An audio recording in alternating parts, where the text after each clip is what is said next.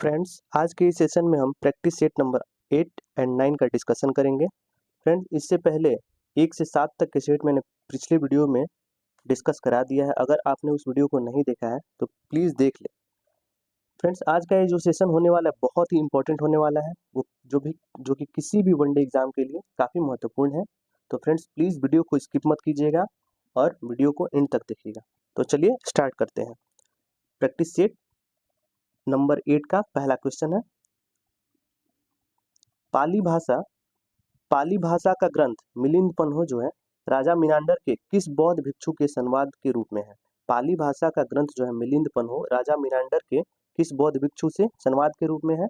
तो फ्रेंड्स, मिलिंद पन्हो जो है पाली भाषा में रचित एक बौद्ध ग्रंथ पाली भाषा में रचित एक बौद्ध ग्रंथ है।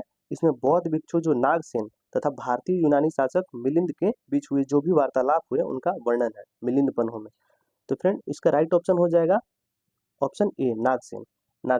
फ्रेंड, पाली भाषा के बारे में अगर बात करते हैं तो पाली भाषा फ्रेंड्स शास्त्रीय भाषा की लिस्ट में शामिल होने वाली है।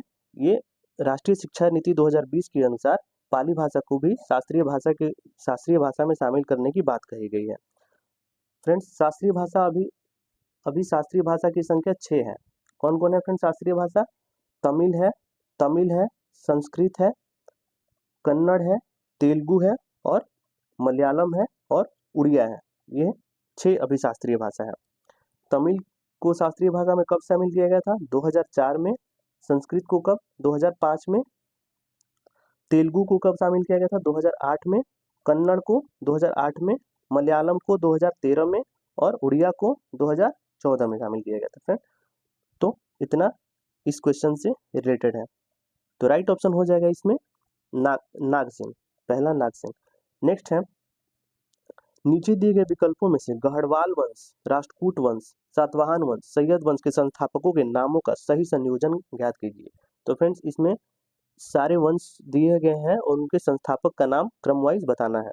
तो गढ़वाल वंश के संस्थापक थे फ्रेंड्स, गढ़वाल वंश के संस्थापक चंद्रदेव है, चंद्रदेव। राष्ट्रकूट के दंतीदुर्ग, सातवाहन के सिमुक और सैयद वंश के खिजर खां। तो राइट ऑप्शन हो जाएगा option A friends, right option हो जाएगा आपका।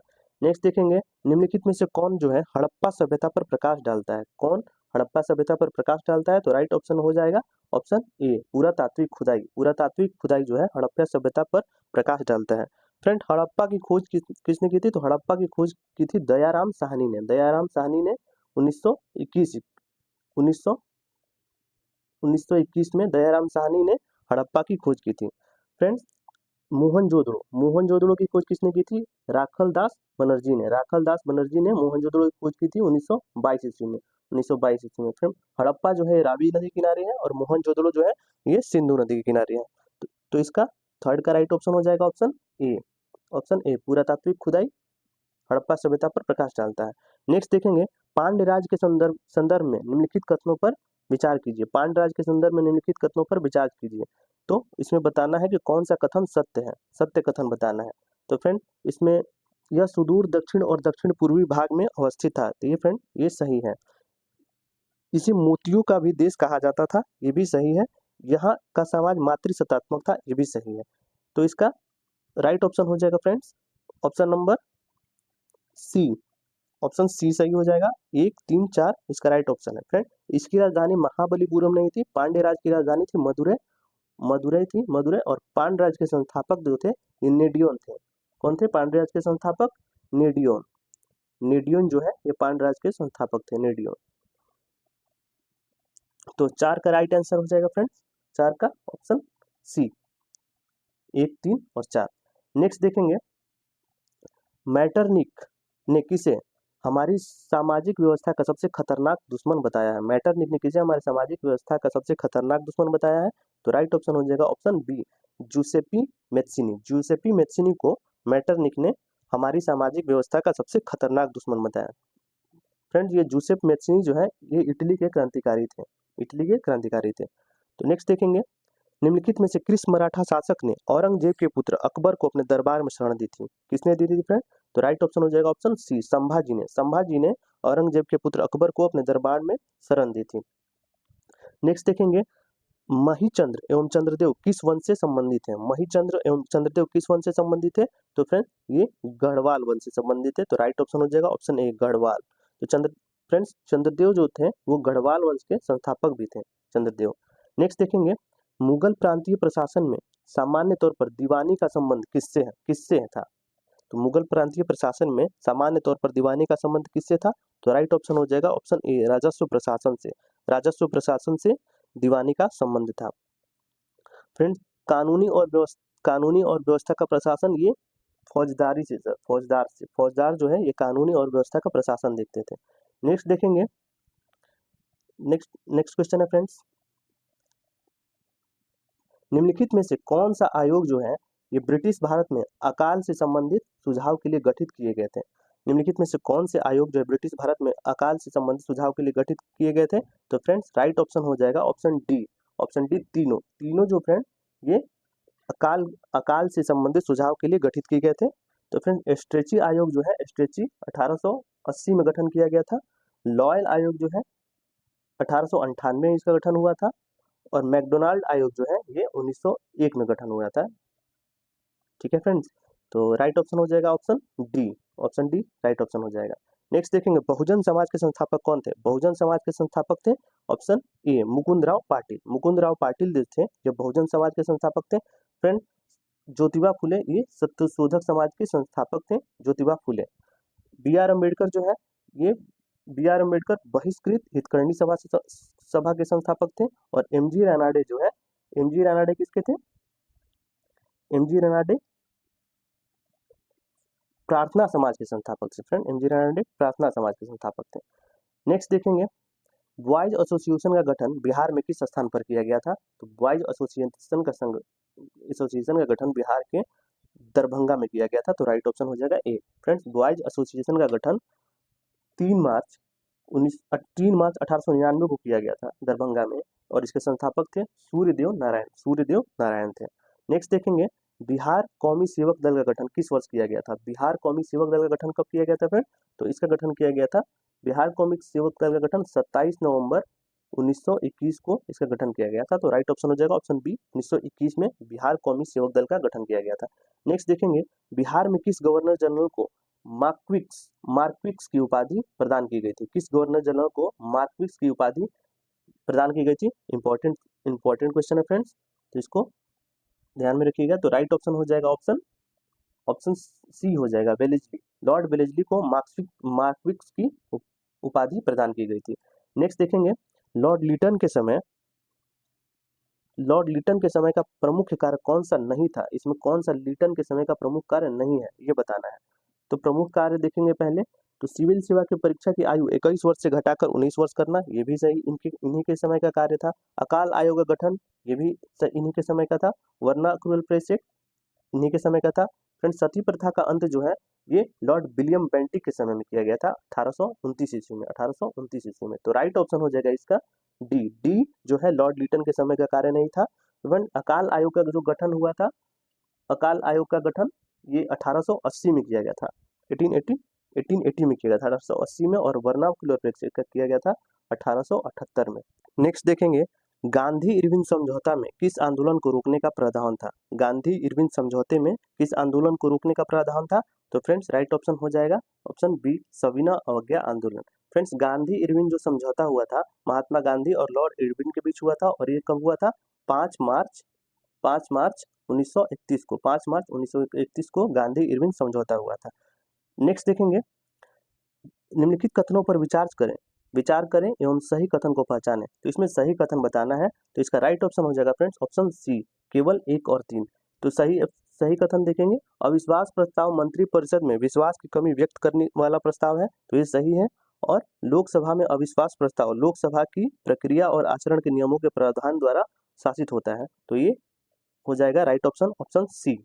नेक्स्ट देखेंगे, किस स्थिति में बंदी प्रत्यक्षीकरण रिट को जारी किया जाता है? किस स्थिति में बंदी प्रत्यक्षीकरण रिट को जारी किया जाता है? तो राइट ऑप्शन हो जाएगा ऑप्शन सी दोषपूर्ण पुलिस नजरबंदी के स्थिति में बंदी प्रत्यक्षीकरण रिट को जारी किया जाता है। फ्रेंड जो रिट है ये सुप्रीम कोर्ट आर्टिकल 32 के द्वारा आर्टिकल 32 के द्वारा सुप्रीम कोर्ट के द्वारा जारी किया जाता है। 5 प्रकार की रीट जारी की जाती है सुप्रीम कोर्ट के द्वारा। और आर्टिकल 226 226 के द्वारा 226 के तहत हाई कोर्ट के द्वारा रीट जारी की जाती है। तो इसका राइट ऑप्शन हो जाएगा ऑप्शन सी, दोषपूर्ण पुलिस नजरबंदी। नेक्स्ट देखेंगे, भारत में निर्वाचित होने वाले मताधिकार का निर्वाचित होने एवं मताधिकार का अधिकार कैसा अधिकार है?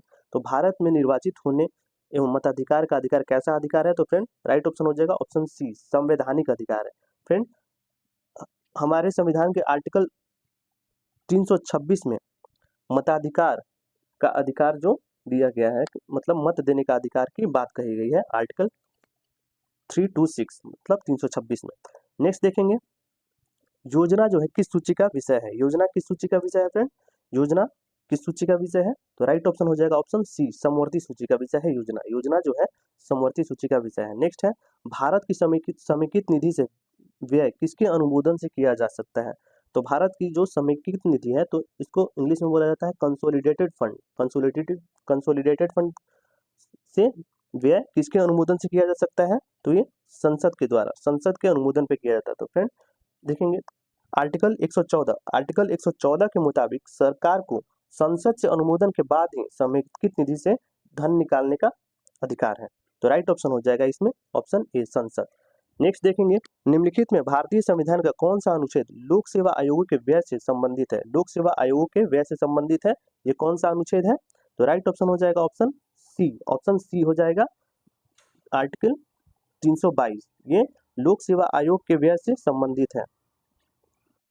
फ्रेंड्स आर्टिकल 315 में लोक सेवा आयोग एवं राज्य सेवा आयोग की बात का वर्णन किया गया है। और आर्टिकल 315 में फ्रेंड आर्टिकल जो 320 है, 320 इसमें यूपीएससी के कृत्य का वर्णन है, संघ लोक सेवा आयोग के कृत्य का वर्णन है। और आर्टिकल 323 में लोक सेवा आयोग के प्रतिवेदन की व्याख्या की गई है। नेक्स्ट देखेंगे, निम्नलिखित में कौन सा कृषि पद्धति का सही क्रम है? कौन सा जो है कृषि पद्धति का सही क्रम है? तो राइट ऑप्शन हो जाएगा ऑप्शन बी, मिट्टी तैयार करना, फिर बुआई, फिर सिंचाई, फिर कटाई, ये जो है कृषि पद्धति का सही क्रम है। नेक्स्ट देखेंगे, ताती पाका रेल रिफाइनरी कहाँ स्थित है? तो राइट ऑप्शन हो जाएगा option C, option C, Andhra Pradesh में स्थित है ताती पाका तेल रिफाइनरी। नेक्स्ट देखेंगे, निम्नलिखित सागरों में से कौन सा गाजा स्ट्रिप के पास स्थित है? निम्नलिखित सागरों में से कौन सा गाजा स्ट्रिप के पास स्थित है? तो राइट ऑप्शन हो जाएगा ऑप्शन ए, भूमध्य सागर। भूमध्य सागर जो है ये गाजा स्ट्रिप के पास स्थित है। नेक्स्ट देखेंगे, राज्यों की अधिकतम से न्यूनतम साक्षरता सही क्रम को इंगित कीजिए। तो राज्यों की जो अधिकतम से न्यूनतम साक्षरता, मतलब सबसे पहले ज्यादा साक्षरता वाला राज्य और उसके बाद कम साक्षरता वाला राज्य को इंगित करना है। तो राइट ऑप्शन हो जाएगा 25 का डी, केरल, मिजोरम, फिर गोवा, फिर त्रिपुरा। तो सबसे ज्यादा साक्षर राज्य केरल, उसके बाद मिजोरम, फिर गोवा, फिर त्रिपुरा। तो राइट ऑप्शन हो जाएगा ऑप्शन डी। नेक्स्ट देखेंगे, ध्वनि तरंग की जो आवृत्ति v और समयावधि t के बीच संबंध होता है, क्या संबंध होता है? तो इसका राइट ऑप्शन हो जाएगा ऑप्शन ए, v बराबर 1/t। ये ध्वनि तरंग की आवृत्ति और समयावधि के बीच संबंध को दर्शाता है। नेक्स्ट देखेंगे, घर्षण बल निम्न में से किस पर कार्य करता है? घर्षण बल जो है निम्न में से किस पर कार्य करता है? तो घर्षण जो है कभी भी बल की दिशा के विपरीत कार्य करता है। तो राइट ऑप्शन हो जाएगा ऑप्शन डी, ऑप्शन डी, बल के दिशा के विपरीत। नेक्स्ट देखेंगे, नेक्स्ट क्वेश्चन है, नकारात्मक त्वरण निम्न में से किस दिशा की विपरीत में होता है? नकारात्मक त्वरण निम्न में से किस दिशा के विपरीत में होता है? तो राइट ऑप्शन हो जाएगा इसका ऑप्शन ए, वेग की दिशा के विपरीत में होता है नकारात्मक त्वरण। नेक्स्ट देखेंगे, हाइड्रोक्लोरिक अम्ल कांच की बोतल में नहीं रखा जाता है क्योंकि यह अभिक्रिया करता है। तो क्या होता है? तो राइट ऑप्शन हो जाएगा इसका ऑप्शन डी, कांच की सिलिकॉन ऑक्साइड से ये अभिक्रिया करता है, इसलिए हाइड्रोलिक अम्ल को कांच की बोतल में नहीं रखा जाता है। तो राइट ऑप्शन हो जाएगा ऑप्शन डी। नेक्स्ट देखेंगे, संयोजकता के इलेक्ट्रॉनिक सिद्धांत का प्रतिपादन सर्वप्रथम किस वैज्ञानिक ने किया था? संयोजकता के इलेक्ट्रॉनिक सिद्धांत का प्रतिपादन सर्वप्रथम किस वैज्ञानिक ने किया था? तो राइट ऑप्शन हो जाएगा ऑप्शन सी, कोसेल व लुईस ने संयोजकता के इलेक्ट्रॉनिक सिद्धांत का प्रतिपादन सर्वप्रथम किया था। फ्रेंड रदरफोर्ड ने परमाणु संरचना का सिद्धांत दिया था रदरफोर्ड ने, और चैडविक ने न्यूट्रॉन की खोज की थी, और नील्स बोर ने क्वांटम सिद्धांत दिया था। नेक्स्ट देखेंगे कौन सी धातु जो है शीतल व गर्म दोनों दशाओं में जल से अभिक्रिया नहीं करती है। कौन सी जो धातु है शीतल व गर्म दोनों दशाओं में जल से अभिक्रिया नहीं करती है। तो राइट ऑप्शन हो जाएगा ऑप्शन हो जाएगा कौन सा 31 का हो जाएगा आपका राइट ऑप्शन ऑप्शन डी हो जाएगा। एफी जो है अभिक्रिया नहीं करती है। नेक्स्ट देखेंगे फोटोग्राफी में सोडियम थायोसल्फेट विलयन का प्रयोग किया जाता है। फोटोग्राफी में सोडियम थायोसल्फेट विलयन का प्रयोग क्यों किया जाता है। तो क्यों किया जाता है फ्रेंड, तो राइट ऑप्शन हो जाएगा ऑप्शन सी हो जाएगा। अतिरिक्त AgBr मतलब अतिरिक्त सिल्वर ब्रोमाइड को विलेय सिल्वर थायोसल्फेट संकुल के रूप में निकालने के लिए सोडियम थायोसल्फेट का प्रयोग किया जाता है। नेक्स्ट देखेंगे निम्न में से कौन सी बीमारी जो है वायरल संक्रमण द्वारा होती है। कौन सी बीमारी वायरल संक्रमण द्वारा होती है। तो राइट ऑप्शन हो जाएगा ऑप्शन बी, जुकाम जो है वायरल संक्रमण द्वारा होती है। नेक्स्ट देखेंगे निकट दृष्टि दोष के संबंध में कौन सा कथन गलत है। कौन सा कथन गलत है निकट दृष्टि दोष के संबंध में, तो सही देखेंगे इसमें नेत्र लेंस की मोटाई बढ़ जाती है, ये सही है फ्रेंड। इसमें नेत्र लेंस की फोकस दूरी कम हो जाती है, नेत्र गोलक की त्रिज्या में वृद्धि हो जाती है। तो इसमें गलत बताना है फ्रेंड, तो गलत हो जाएगा ऑप्शन बी, प्रतिबिंब रेटिना पर बनता है। तो ये गलत है, प्रतिबिंब रेटिना पर ना बन के ये थोड़ा सा रेटिना के आगे बनता है। नेक्स्ट देखेंगे यूकैरियोटिक कोशिका के संबंध में कौन सा कथन गलत है। यूकैरियोटिक कोशिका के संबंध में कौन सा कथन गलत है। तो राइट ऑप्शन हो जाएगा option number C, option C right option हो जाएगा। इनमें रिक्तिका उपस्थित नहीं होता है, ये ऑप्शन गलत है इसमें, तो राइट ऑप्शन हो जाएगा ऑप्शन सी। नेक्स्ट देखेंगे निम्न में से नाइट्रोजन किसका अनिवार्य घटक है। नाइट्रोजन किसका अनिवार्य घटक है। तो राइट ऑप्शन हो जाएगा ऑप्शन ए, प्रोटीन का अनिवार्य घटक नाइट्रोजन है। नाइट्रोजन का अनिवार्य घटक कौन सा है, प्रोटीन का अनिवार्य घटक नाइट्रोजन है।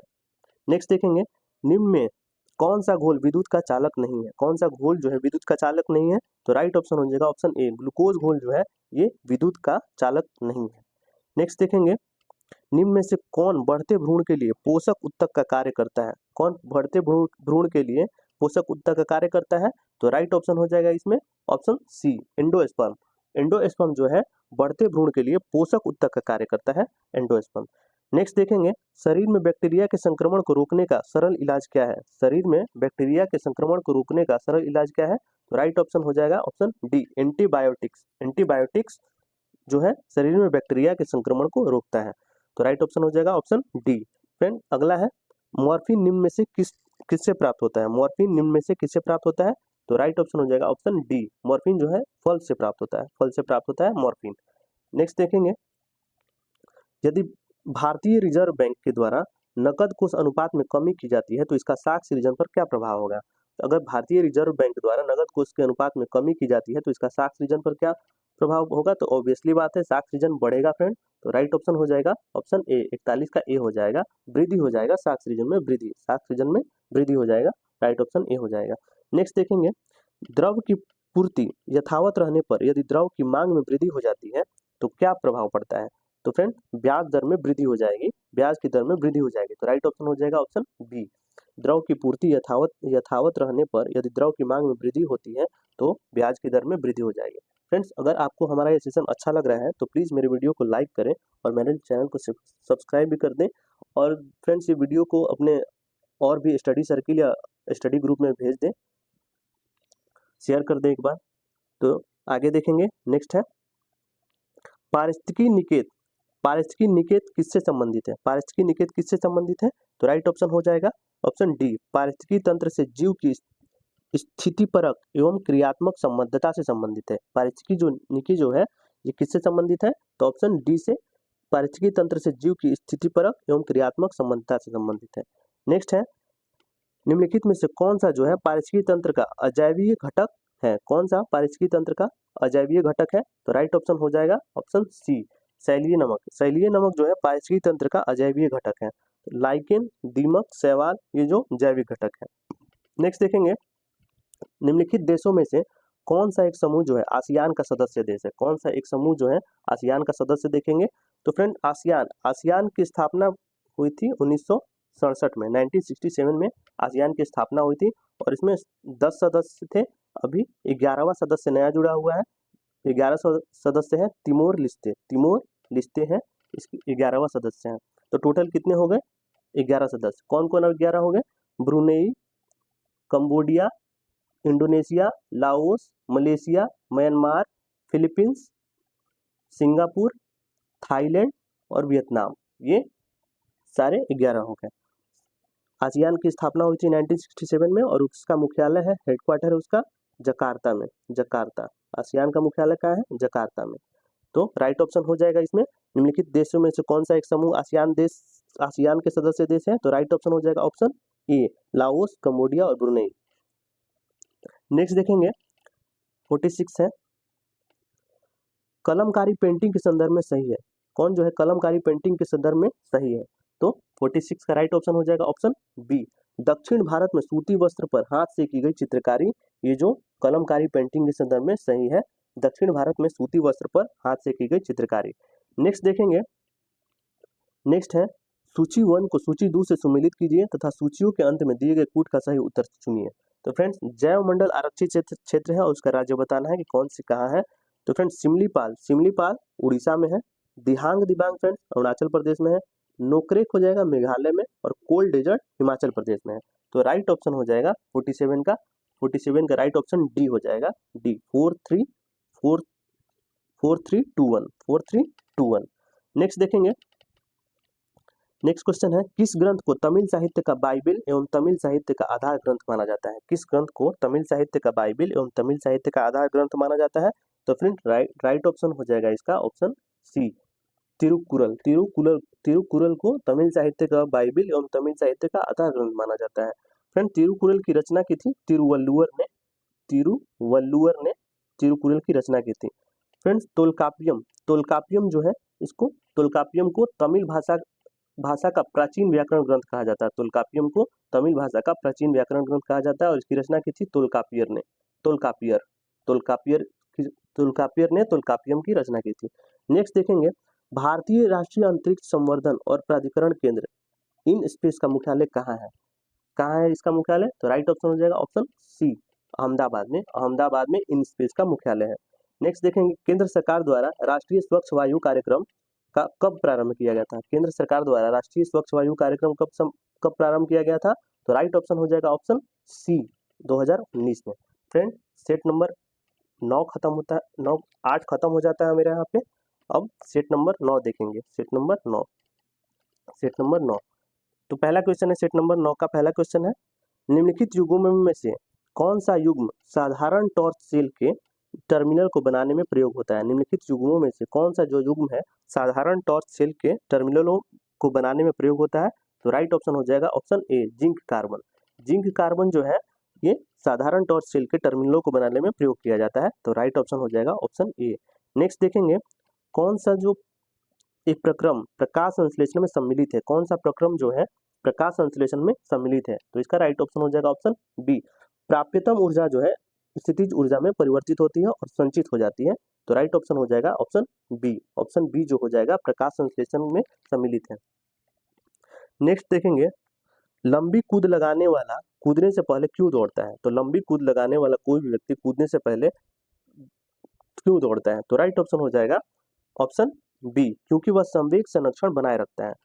कोई भी अगर लंबी कूदने वाला व्यक्ति कूदने से पहले थोड़ी देर दौड़ता है क्योंकि वह अपना संवेग संरक्षण को बनाए रखता है। नेक्स्ट देखेंगे, सोडियम हाइड्रोक्साइड का उपयोग क्यों किया जाता है? सोडियम हाइड्रोक्साइड का उपयोग क्यों किया जाता है फ्रेंड? तो राइट ऑप्शन हो जाएगा ऑप्शन सी, साबुन के निर्माण में सोडियम हाइड्रोक्साइड का उपयोग किया जाता है। सोडियम हाइड्रोक्साइड का उपयोग साबुन के निर्माण में किया जाता है। नेक्स्ट देखेंगे, न्यूक्लिक अम्ल में निम्न में से कौन सा पदार्थ नहीं पाया जाता है? न्यूक्लिक अम्ल में निम्न में से कौन सा पदार्थ नहीं पाया जाता है? तो राइट ऑप्शन हो जाएगा ऑप्शन डी, ग्वानिडीन जो है न्यूक्लिक अम्ल में नहीं पाया जाता है। साइटोसिन, थायमिन, एडेनिन ये न्यूक्लिक अम्ल में पाए जाते हैं। नेक्स्ट देखेंगे, शल्य क्रिया में पट्टियों के रूप में किसका उपयोग किया जाता है? शल्य क्रिया में जो पट्टियों के रूप में किसका उपयोग किया जाता है? तो राइट ऑप्शन हो जाएगा ऑप्शन ए, कैल्शियम सल्फेट का शल्य क्रिया में पट्टियों के रूप में उपयोग किया जाता है। तो राइट ऑप्शन हो जाएगा ऑप्शन ए। नेक्स्ट देखेंगे, नौसादर और नमक के मिश्रण से नौसादर को कैसे अलग कर सकते हैं? नौसादर और नमक के मिश्रण से नौसादर को कैसे अलग कर सकते हैं? तो फ्रेंड्स, राइट ऑप्शन हो जाएगा ऑप्शन बी, ऊर्ध्वाधर पातन के द्वारा नौसादर और नमक के मिश्रण को नौसादर से अलग कर सकते हैं। तो राइट ऑप्शन हो जाएगा ऑप्शन बी, ऊर्ध्वाधर पातन सब्लिमेशन के द्वारा। नेक्स्ट देखेंगे, निम्नलिखित में से कौन सा एक प्रकाश संश्लेषी वर्णक नहीं है? निम्नलिखित में से कौन सा एक प्रकाश संश्लेषी वर्णक नहीं है? तो राइट ऑप्शन हो जाएगा ऑप्शन बी, एंथोसाइनिन। एंथोसाइनिन जो है ये प्रकाश संश्लेषी वर्णक नहीं है। राइट ऑप्शन हो जाएगा ऑप्शन बी। नेक्स्ट देखेंगे, निम्नलिखित में से कौन जीवाणु भोजी को सही रूप में संदर्भित करता है? कौन सा जो है जीवाणु भोजी को सही रूप में संदर्भित करता है? तो राइट ऑप्शन हो जाएगा ऑप्शन बी, जीवाणु को संक्रमित करने वाले विषाणु। ये जो है जीवाणु भोजी को सही रूप में संदर्भित करते हैं, जीवाणु को संक्रमित करने वाले विषाणु। नेक्स्ट देखेंगे फ्रेंड्स, नेक्स्ट क्वेश्चन है, इनमें से कौन सा कोशिकांग जो है श्वसन क्रिया से संबंधित है? कौन सा कोशिकांग श्वसन क्रिया से संबंधित है? तो राइट ऑप्शन हो जाएगा ऑप्शन डी, माइटोकॉन्ड्रिया। माइटोकॉन्ड्रिया जो है श्वसन क्रिया से संबंधित है। फ्रेंड, माइटोकॉन्ड्रिया को कोशिका का पावर हाउस भी कहा जाता है। तो राइट ऑप्शन हो जाएगा, देखेंगे ऑप्शन डी, 10 का डी हो जाएगा माइटोकॉन्ड्रिया। नेक्स्ट है, मानव शरीर में श्वेत रुधिर कोशिकाओं तथा लाल रुधिर कोशिकाओं का अनुपात कितना होता है? तो कितना होता है फ्रेंड? इसका राइट ऑप्शन हो जाएगा ऑप्शन सी, 1:600, 1:600। ये मानव शरीर में श्वेत रुधिर कोशिका और लाल रुधिर कोशिकाओं का औसत अनुपात होता है। नेक्स्ट देखेंगे, नीचे दिए गए का मिलान कीजिए। इनका मिलान करना है कि किससे संबंधित है, और नीचे दिए गए कूट का उपयोग करके सही उत्तर चुनिए। तो ऑर्निथोलॉजी फ्रेंड, ऑर्निथोलॉजी ये पक्षियों के अध्ययन से संबंधित है। ऑस्टियोलॉजी हड्डियों के अध्ययन से संबंधित है। लैपिडटेरियोलॉजी ये तितलियों के अध्ययन से संबंधित है। और माइकोलॉजी जो है कवक के अध्ययन से संबंधित है। तो इसका राइट ऑप्शन हो जाएगा option C, A B C D, right option C हो जाएगा। नेक्स्ट देखेंगे, मानव शरीर में ग्लाइकोलिपिड्स कहाँ पाया जाता है? ग्लाइकोलिपिड्स जो है मानव शरीर में कहाँ पाया जाता है? तो फ्रेंड राइट ऑप्शन हो जाएगा ऑप्शन ए, कोशिका झिल्ली में। मानव शरीर के कोशिका झिल्ली में ग्लाइकोलिपिड्स पाया जाता है। तो राइट ऑप्शन हो जाएगा ऑप्शन ए। निम्न में से कौन सा हार्मोन जानवरों में नहीं पाया जाता है? कौन सा हार्मोन जो है जानवरों में नहीं पाया जाता? तो राइट ऑप्शन हो जाएगा ऑप्शन बी, ऑक्सिन। ऑक्सिन जो होता है ये जानवरों में नहीं पाया जाता, क्योंकि फ्रेंड्स ऑक्सिन जो है ये पादप हार्मोन है। इंसुलिन, थायरॉक्सिन, एड्रेनिन ये सब जानवरों में या जंतुओं में पाया जाता है। नेक्स्ट देखेंगे, डीएनए में कौन सी शर्करा पाई जाती है? डीएनए में कौन सी शर्करा पाई जाती है? तो राइट ऑप्शन हो जाएगा ऑप्शन बी, पेंटोज। पेंटोज जो है डीएनए में पाई जाने वाली शर्करा है। नेक्स्ट देखेंगे, निम्नलिखित में से कौन सा आरंभिक जैन साहित्य का भाग नहीं है? कौन सा जो है आरंभिक जैन साहित्य का भाग नहीं है? तो राइट ऑप्शन हो जाएगा option A, Therigatha. Friend Therigatha जो है ये बौद्ध साहित्य का भाग है। थेरीगाथा, बाकी अचरांग सूत्र, बृहत्कल्प सूत्र, सूत्रकृतांग ये जैन साहित्य का भाग है। नेक्स्ट देखेंगे, निम्नलिखित में से किसने सर्वप्रथम दक्षिण में अपनी सत्ता की स्थापना की थी? सबसे पहले दक्षिण में अपनी सत्ता की स्थापना किसने की थी? तो राइट ऑप्शन हो जाएगा ऑप्शन सी, सातवाहन। सातवाहन वंश ने दक्षिण में अपनी सत्ता की स्थापना की थी सबसे पहले। तो सातवाहन वंश की संस्थापक कौन थे? सातवाहन वंश के संस्थापक थे सिमुक। सिमुक ने सातवाहन वंश की स्थापना की थी, और सातवाहन वंश की राजधानी थी प्रतिष्ठान। प्रतिष्ठान जो है सातवाहन की राजधानी थी। नेक्स्ट देखेंगे, प्राचीन भारत जो है के निम्नलिखित ग्रंथों में से किस ग्रंथ में पति द्वारा परित्यक्त पत्नी के लिए विवाह विच्छेद की अनुमति दी गई है? किस ग्रंथ में दी गई है फ्रेंड? तो राइट ऑप्शन हो जाएगा ऑप्शन डी, अर्थशास्त्र में पति द्वारा परित्यक्त पत्नी के लिए विवाह विच्छेद की अनुमति दी गई है। तो राइट ऑप्शन हो जाएगा ऑप्शन डी। नेक्स्ट देखेंगे, दीवान मख्फी से शीर्षक से कविताएं लिखी गई है, किसके द्वारा लिखी गई है? दीवान ए मख्फी शीर्षक से कविताएं किसके द्वारा लिखी गई है? तो राइट ऑप्शन हो जाएगा ऑप्शन बी, जैबुनिसा के द्वारा दीवान ए मख्फी शीर्षक से कविताएं लिखी गई है, ऑप्शन बी। नेक्स्ट देखेंगे, निम्नलिखित स्मारकों को उनसे संबंधित शासकों से सुमेलित करके नीचे दिए गए कूट से सही उत्तर का चयन कीजिए। निम्नलिखित शासकों को उनसे संबंधित शासकों से सुमेलित करके नीचे दिए गए कूटों से सही उत्तर का चयन कीजिए। तो राइट ऑप्शन हो जाएगा इसका, देखेंगे हम 20 का दोहरा गुम्बद किससे? दोहरा गुम्बद है सिकंदर लोदी का। दोहरा गुम्बद सिकंदर लोदी से संबंधित, दोहरा गुम्बद सिकंदर लोदी। अष्टभुजीय मकबरा ये शेरशाह से संबंधित है। सत्य मेहराबिया मकबरा ये बलबन से संबंधित है। और गोल गुम्बद जो है मोहम्मद आदिल शाह से संबंधित है। तो इसका राइट ऑप्शन हो जाएगा ऑप्शन सी, 4132। नेक्स्ट देखेंगे, किस युद्ध में मैसूर, मराठा तथा हैदराबाद के निजाम द्वारा संयुक्त रूप से अंग्रेजों के विरुद्ध रहने के निर्णय किया गया था? तो किस युद्ध में फ्रेंड? तो राइट ऑप्शन हो जाएगा ऑप्शन ए, प्रथम आंग्ल मैसूर युद्ध में। प्रथम आंग्ल मैसूर युद्ध में मराठा तथा हैदराबाद के निजाम द्वारा संयुक्त रूप से अंग्रेजों के विरुद्ध रहने का निर्णय किया गया था। फ्रेंड्स, प्रथम आंग्ल मैसूर युद्ध 1767 से 69 में हुआ था, प्रथम आंग्ल मैसूर युद्ध।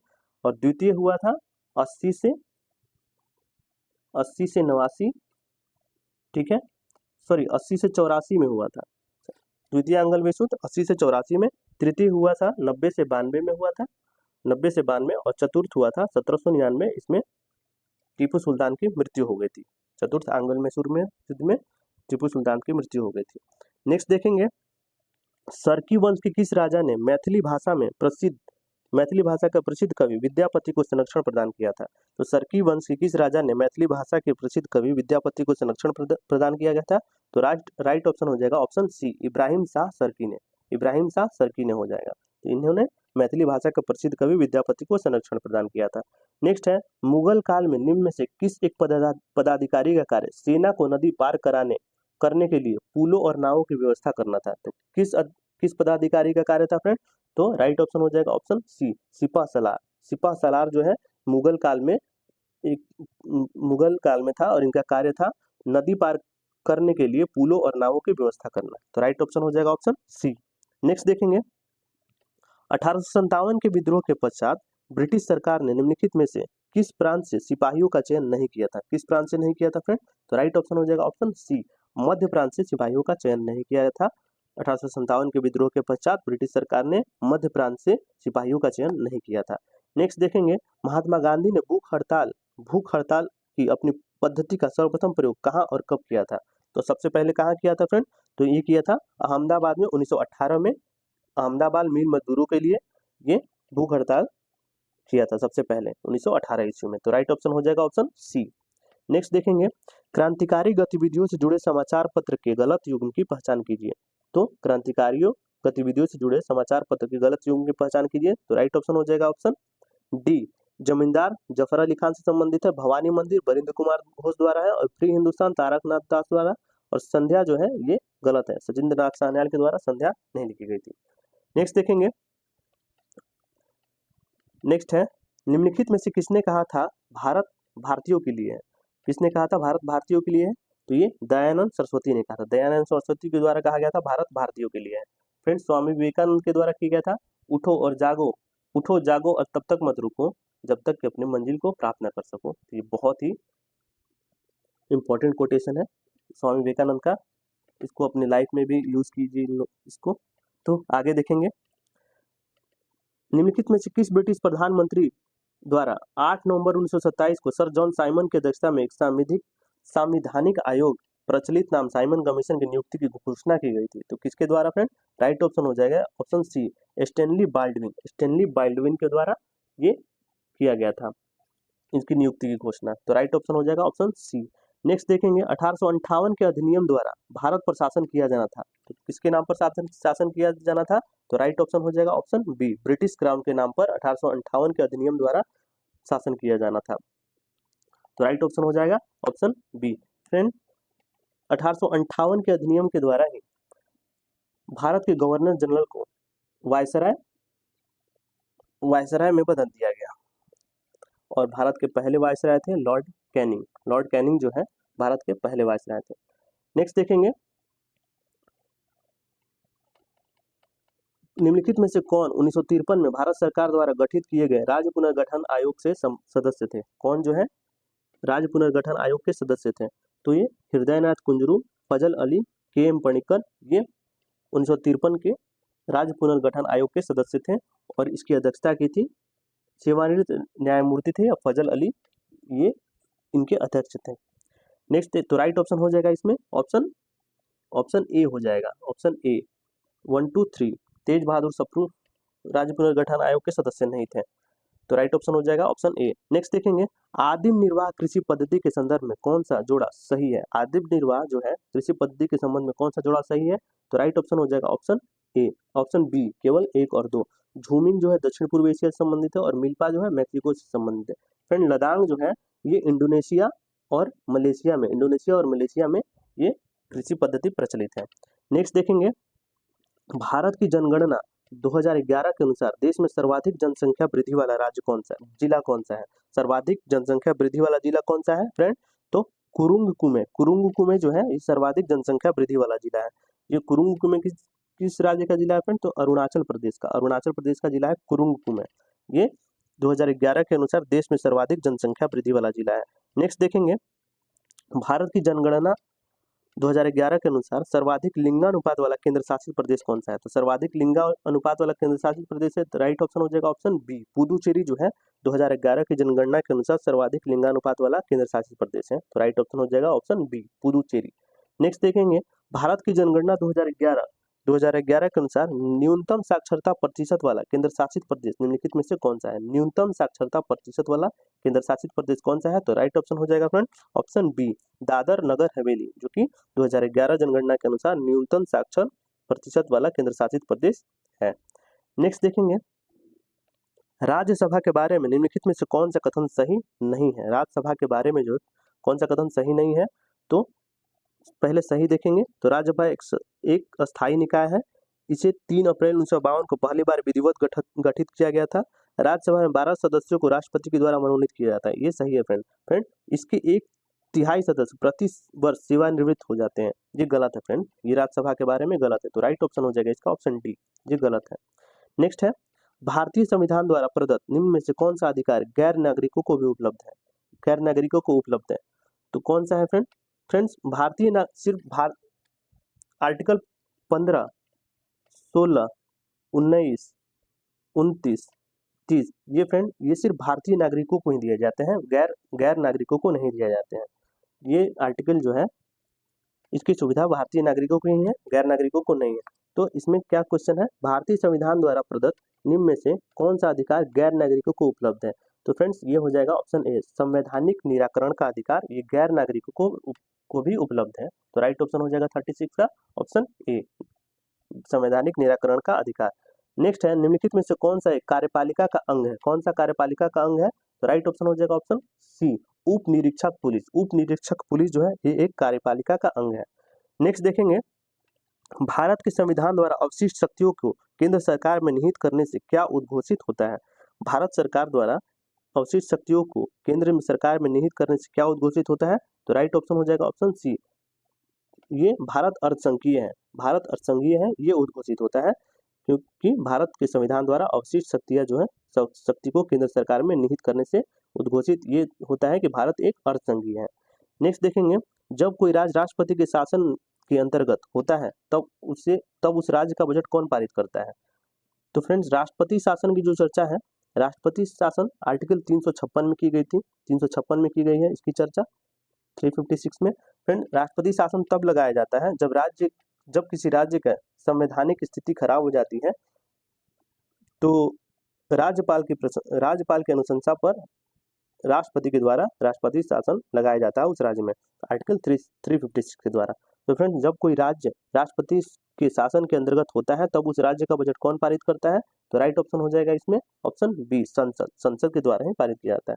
नेक्स्ट है, भारत में किसी केंद्र प्रशासित प्रदेश का दैनिक कामकाज कौन देखता है? कौन देखता है फ्रेंड? तो राइट ऑप्शन हो जाएगा ऑप्शन ए, उपराज्यपाल। उपराज्यपाल जो है भारत के किसी केंद्र शासित प्रदेश का दैनिक कामकाज देखता है। फ्रेंड आर्टिकल 239, आर्टिकल 239 में किसी केंद्र शासित प्रदेश के प्रशासन से संबंधित है, ये आर्टिकल 239, 239। नेक्स्ट है, बिंबावती देवी किस भारतीय नृत्य शैली की प्रतिपादक है? बिंबावती देवी जो है किस भारतीय नृत्य शैली के प्रतिपादक है? तो राइट ऑप्शन हो जाएगा ऑप्शन बी, मणिपुरी नृत्य शैली की प्रतिपादक है बिंबावती देवी। नेक्स्ट देखेंगे, निम्नलिखित में से किस त्योहार को विजय उत्सव के नाम से जाना जाता है? विजय उत्सव के नाम से कौन सा त्योहार को जाना जाता है फ्रेंड? तो राइट ऑप्शन हो जाएगा ऑप्शन बी, हम्पी मेला को विजय उत्सव के नाम से जाना जाता है और ये कर्नाटक में मनाया जाता है। फ्रेंड पुष्कर मेला जो है ये राजस्थान में मनाया जाता है, पुष्कर मेला। गंगा सागर मेला वेस्ट बंगाल में मनाया जाता है, गंगा सागर मेला। तो नेक्स्ट देखेंगे, IBM 360 कंप्यूटर किस पीढ़ी की कंप्यूटर है? IBM 360 कंप्यूटर किस पीढ़ी की कंप्यूटर है? तो राइट ऑप्शन हो जाएगा ऑप्शन सी, तृतीय पीढ़ी की कंप्यूटर है IBM 360। नेक्स्ट देखेंगे, किसे तिब्बती नववर्ष के रूप में मनाया जाता है? निम्न में से किसे तिब्बती नववर्ष के रूप में मनाया जाता है? तो राइट ऑप्शन हो जाएगा ऑप्शन ए लोसर। लोसर लोसर को तिब्बती नववर्ष के रूप में मनाया जाता है फ्रेंड। लोसर को इंडिया, नेपाल, तिब्बत, भूटान, सिक्किम, अरुणाचल प्रदेश, लद्दाख और उत्तराखंड को तिब्बती नववर्ष के रूप में मनाया जाता है इन सभी जगह। लोसार को तिब्बती नववर्ष के रूप में मनाया जाता है इन सभी जगह पे। नेक्स्ट देखेंगे, निम्न में से क्या सार्वजनिक वस्तुओं की श्रेणी में नहीं आता है? क्या जो है सार्वजनिक श्रेणी की वस्तुओं में नहीं आता है? तो राइट ऑप्शन हो जाएगा ऑप्शन बी खाद्य वस्तुएं। खाद्य वस्तुएं जो है सार्वजनिक वस्तुओं की श्रेणी में नहीं आती है। राष्ट्रीय सुरक्षा, सड़क ये सार्वजनिक वस्तुओं की श्रेणी में आती है। नेक्स्ट देखेंगे, युवा संगम पोर्टल को किस मंत्रालय द्वारा जारी किया गया है? युवा संगम पोर्टल जो है किस मंत्रालय द्वारा जारी किया गया है? तो ये जारी किया गया है फ्रेंड, राइट ऑप्शन हो जाएगा ऑप्शन डी, ऑप्शन डी शिक्षा मंत्रालय। शिक्षा मंत्रालय के द्वारा युवा संगम पोर्टल को जारी किया जाता है फ्रेंड। शिक्षा मंत्री अभी कौन है हमारे? धर्मेंद्र प्रधान। धर्मेंद्र प्रधान जो है ये हमारे शिक्षा मंत्री हैं। नेक्स्ट है, एम.के. गांधी के अनुसार अस्पृश्यों का सामाजिक आर्थिक सुधार संपन्न किया जा सकता है, किस तरह से किया जा सकता है फ्रेंड? तो राइट ऑप्शन हो जाएगा ऑप्शन डी, उनके लिए कुटीर उद्योग स्थापित करके उनका आर्थिक और सामाजिक सुधार संपन्न किया जा सकता है। तो राइट ऑप्शन हो जाएगा ऑप्शन डी। नेक्स्ट देखेंगे, कौन सा ऐसा कर है जो केंद्रीय सरकार द्वारा लगाया जाता है लेकिन उससे प्राप्त आय को केंद्र और राज्य में विभाजित कर दिया जाता है? तो ये कौन सा ऐसा फ्रेंड्स है, कौन सा ऐसा कर है फ्रेंड? तो राइट ऑप्शन हो जाएगा ऑप्शन बी केंद्रीय उत्पाद शुल्क। केंद्रीय उत्पाद शुल्क ऐसा कर है जो केंद्रीय सरकार द्वारा लगाया तो जाता है लेकिन उससे प्राप्त आय को केंद्र और राज्य में विभाजित कर दिया जाता है। तो राइट ऑप्शन हो जाएगा ऑप्शन बी। नेक्स्ट है, निम्नलिखित में से कौन सा भारत का विश्व स्तर पर स्वीकृत राष्ट्रीय हॉटस्पॉट नहीं है? कौन सा जो है विश्व स्तर पर स्वीकृत राष्ट्रीय हॉटस्पॉट नहीं है? तो राइट ऑप्शन हो जाएगा ऑप्शन बी गारो हिल्स। गारो हिल्स जो है ये विश्व स्तर पर स्वीकृत राष्ट्रीय हॉटस्पॉट नहीं है। बाकी पूर्वी हिमालय, सुंडालैंड और पश्चिमी घाट ये राष्ट्रीय हॉटस्पॉट है। नेक्स्ट है, निम्नलिखित में से कौन सा स्थिर पारिस्थितिकी तंत्र है? कौन सा सबसे स्थिर पारिस्थितिकी तंत्र है? तो राइट ऑप्शन हो जाएगा फ्रेंड ऑप्शन सी समुद्री पारिस्थितिकी तंत्र, ये जो है सबसे स्थिर पारिस्थितिकी तंत्र है। फ्रेंड्स, आज का सेशन यहीं समाप्त होता है। अगर आपको हमारी ये वीडियो सीरीज अच्छी लगे तो प्लीज़ फ्रेंड हमारे वीडियो को लाइक करें, मेरे चैनल को सब्सक्राइब करें और फ्रेंड्स इस वीडियो को अपने एक बार हर एक फ्रेंड सर्किल और दोस्तों के ग्रुप में शेयर करें जिससे उन सभी को भी फायदा हो सके। आज के लिए इतना ही, धन्यवाद।